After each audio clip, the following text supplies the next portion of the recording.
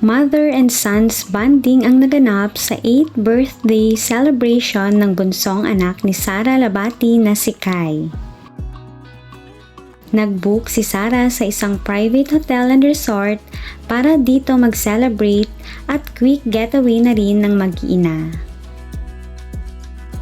Enjoy si Zion and Kai dahil relaxing ang place sa kanilang tinutuluyan at mas happy sila dahil may swimming pool.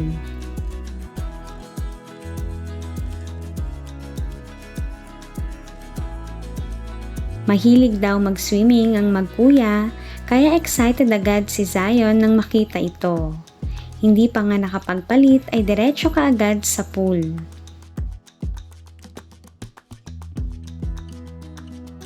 Hindi kids party ang naganap kundi peaceful and relaxing birthday celebration dahil gusto muna ni Sara makakwentuhan ang mga anak.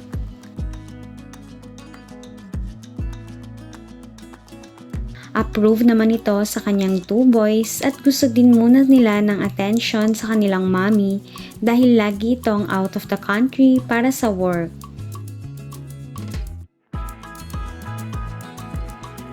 Hindi naman daw nagkulang si Sara dahil since birth ng mga anak ay sa kanila lang siya nakafocus.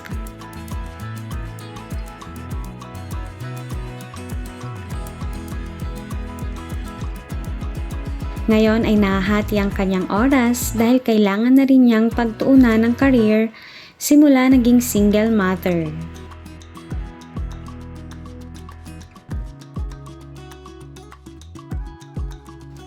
Napa-throwback si Sara sa old picture ni Kai noong baby pa lamang ito.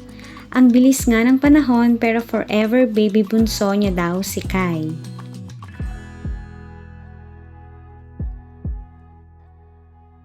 Next niya nga ang kanilang tinuluyan na napaka-spacious. Kasya ang buong pamilya at nakaka-good vibes sa place na ito.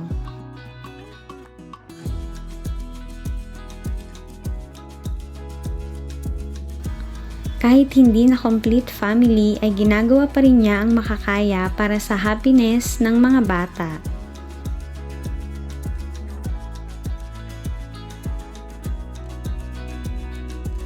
Saad ni Sara ay maswerte pa rin siya sa 2 anak kaya palalakihin niya ng full of love si Zion at Kai.